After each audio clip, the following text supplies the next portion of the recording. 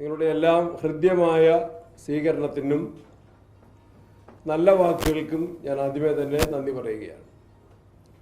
കണ്ണൂർ ജില്ലയിലെ ഒരു സാധാരണ യുവജന വിദ്യാർത്ഥി പ്രവർത്തകനായി 50 വർഷത്തിനപ്പുറത്ത് പ്രവർത്തനം ആരംഭിച്ച എനിക്ക് കേരളത്തിലെ കോൺഗ്രസിൻ്റെ സംസ്ഥാന കമ്മിറ്റിയുടെ പ്രസിഡന്റായും ഇപ്പോൾ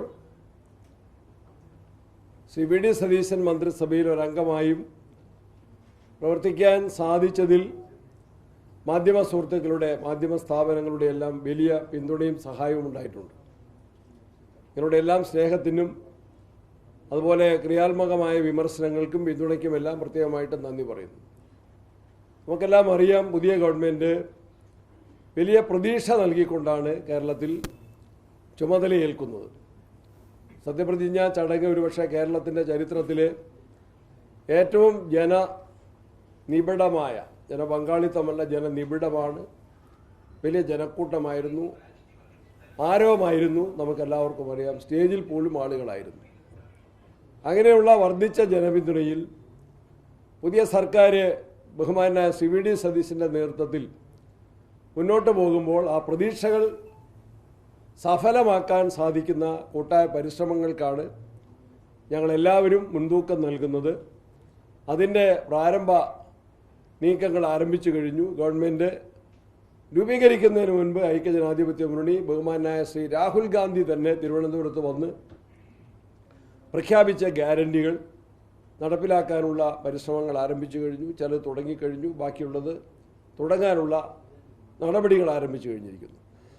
ജനങ്ങളുടെ പ്രധാന ജീവൽ പ്രശ്നങ്ങൾ പരിഹരിക്കുന്നതിന് നടപടികൾ ആരംഭിച്ചിട്ടുണ്ട്. ഞാനതിൻ്റെ ഡീറ്റെയിൽസിലേക്ക് പോകുന്നില്ല. മന്ത്രിസഭ അത്തരം കാര്യങ്ങൾ ചർച്ച ചെയ്തിട്ടുണ്ട്. മുഖ്യമന്ത്രി കുറേ കാര്യങ്ങൾ പ്രഖ്യാപിച്ചിട്ടുണ്ട്. ബാക്കി കാര്യങ്ങൾ സമയമെടുത്ത് ആലോചിക്കേണ്ട കാര്യങ്ങൾ ആലോചിച്ചു പോവുകയാണ്. എനിക്ക് ചുമതല ഏൽപ്പിക്കപ്പെട്ടുള്ള വകുപ്പുകളുടെ പ്രാധാന്യം ഇവിടെ സുനിൽ പറഞ്ഞു.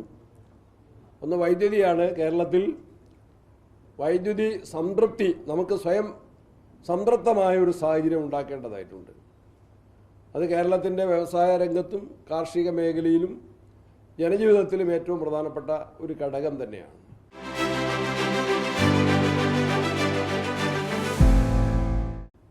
ഞാൻ മനസ്സിലാക്കുന്ന, അല്ലെങ്കിൽ നമുക്കെല്ലാം മനസ്സിലാക്കാൻ സാധിക്കും, വായുവും വെള്ളവും പോലെ മനുഷ്യജീവിതത്തിന് ഏറ്റവും അത്യാവശ്യമാണ് ശുദ്ധവായു, ശുദ്ധജലം. അതുപോലും ലഭ്യമാകണമെങ്കിൽ വൈദ്യുതി ആവശ്യമാണ്. വായുവും വെള്ളവും പോലെ ചലനത്തിന്, മനുഷ്യജീവിതം ചലിപ്പിക്കാൻ ഏറ്റവും അത്യാവശ്യമാണ് പവർ എന്ന് നമുക്കെല്ലാവർക്കും അറിയാം. കേരളത്തിൽ ആ മേഖലയിൽ ഒട്ടേറെ കാര്യങ്ങൾ ചെയ്യേണ്ടതായിട്ടുണ്ട്. ഞാൻ പഠിച്ചു വരികയാണ്. ഉദ്യോഗസ്ഥന്മാരുമായിട്ട് സംസാരിച്ചു, മുൻകാല മന്ത്രിമാരുമായിട്ട് സംസാരിക്കും, കുറേ സ്ഥലങ്ങൾ സന്ദർശിക്കും, കുറേ കാര്യങ്ങൾ പഠിച്ചു വരുന്നു. നമ്മുടെ മലബാറിൻ്റെ വോൾട്ടേജ് ക്ഷാമവും വൈദ്യുതി തടസ്സങ്ങളുമെല്ലാം പരിഹരിക്കേണ്ടതായിട്ടുണ്ട്. ഇവിടെ പറഞ്ഞതുപോലെ 400 kV ലൈൻ, അത് ഏറ്റവും കൂടുതൽ ദൂരം കടന്നു പോകുന്നത് കണ്ണൂർ ജില്ലയിലാണ്. അതിന് തടസ്സം, നിർമ്മാണത്തിൽ തടസ്സം വന്നത് അതിൻ്റെ സ്ഥല ഉടമകൾക്ക് നൽകുന്ന പ്രതിഫലം സംബന്ധിച്ചുള്ള തർക്കങ്ങളാണ്. അത് പരിഹരിക്കുന്നതിന് വേണ്ടി പുതിയ ചുമതലയിൽ നിന്നുകൊണ്ട് പരമാവധി പരിശ്രമിക്കും, ജനപക്ഷത്ത് നിന്നുകൊണ്ട് തന്നെ. പരിസ്ഥിതി സംരക്ഷണം ഏറ്റവും അത്യാവശ്യമായ കാര്യമാണ്. ഞാനൊക്കെ ഹൈസ്കൂൾ ക്ലാസ്സുകളിൽ പഠിച്ചൊരു പദ്യഭാഗം ചിലപ്പോഴെങ്കിലും ഓർമ്മിക്കാറുണ്ട് പരിസ്ഥിതിയെ സംബന്ധിച്ച്. കേരളത്തിൻ്റെ പ്രത്യേകത, കേരളത്തെ ദൈവത്തിൻ്റെ സ്വന്തം നാടായിട്ട് ലോകം കാണുന്നത് നമ്മുടെ പ്രകൃതി സമ്പത്ത് കൊണ്ടാണ്, നമ്മുടെ സസ്യലതാദികളാണ്, നമ്മളുടെ മഴയാണ്. ഇന്ന് കാലാവസ്ഥാ വ്യതിയാനം, ആഗോളതാപനം, അതിൻ്റെ എല്ലാം പ്രയാസങ്ങൾ നമ്മുടെ നാട്ടിലും സാരമായിട്ട് മനുഷ്യജീവിതത്തെയും അതുപോലെ പക്ഷിമൃഗാദികളെയും എല്ലാം സാരമായിട്ട് ബാധിച്ചിരിക്കുകയാണ്. കേരളം ദൈവത്തിൻ്റെ സ്വന്തം നാടാക്കി നിലനിർത്താൻ, അതിനെതിരെ വരുന്ന തടസ്സങ്ങൾ പരിഹരിക്കാൻ നമുക്ക് സാധിക്കണം. ആഗോളതലത്തിലുള്ള വിഷയങ്ങൾ തന്നെയുണ്ട്. ആ പരിസ്ഥിതി സംരക്ഷണത്തിന് വലിയ പ്രാധാന്യം നൽകിക്കൊണ്ട് പ്രവർത്തിക്കേണ്ടതായിട്ടുണ്ട്. അതുപോലെ തന്നെ പാർലമെൻ്ററി കാര്യം നമുക്കെല്ലാം അറിയാം. അത് നിയമസഭയ്ക്കകത്തുള്ള കോർഡിനേഷനും, അതുപോലെ ഒരു ജനാധിപത്യ സംവിധാനത്തിൽ വളർന്നു വരുന്ന തലമുറകളെ സജീവമായിട്ട് പങ്കാളികളാക്കാനും അവരെ പഠിപ്പിക്കാനും ജനാധിപത്യത്തിൻ്റെയും മതേതരത്വത്തിൻ്റെയും പാഠങ്ങൾ നമ്മുടെ സ്കൂൾ കുട്ടികളെ, കോളേജ് വിദ്യാർത്ഥികളെ പഠിപ്പിക്കുന്നതിനുമെല്ലാം പാർലമെൻ്ററി കാര്യ വകുപ്പിന് പരിമിതികളുണ്ടെങ്കിൽ പോലും അതിനും പരമാവധി പരിശ്രമിക്കുന്നതാണ്.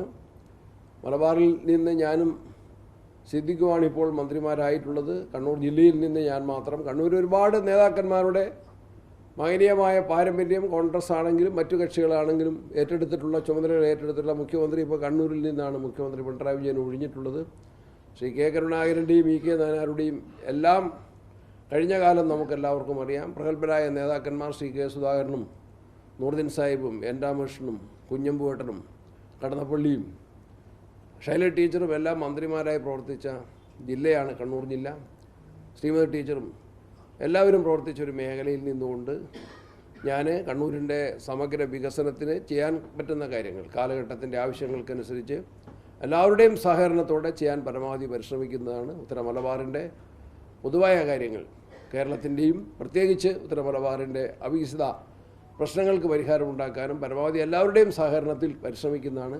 എല്ലാവരുടെയും സഹകരണം, സഹായം, വിലപ്പെട്ട ഉപദേശ നിർദ്ദേശങ്ങൾ പ്രത്യേകമായിട്ട് ആവശ്യപ്പെടുന്നു, അഭ്യർത്ഥിക്കുന്നു. സഹകരണത്തിനും സ്നേഹത്തിനും നന്ദി പറയുന്നു. നമസ്കാരം.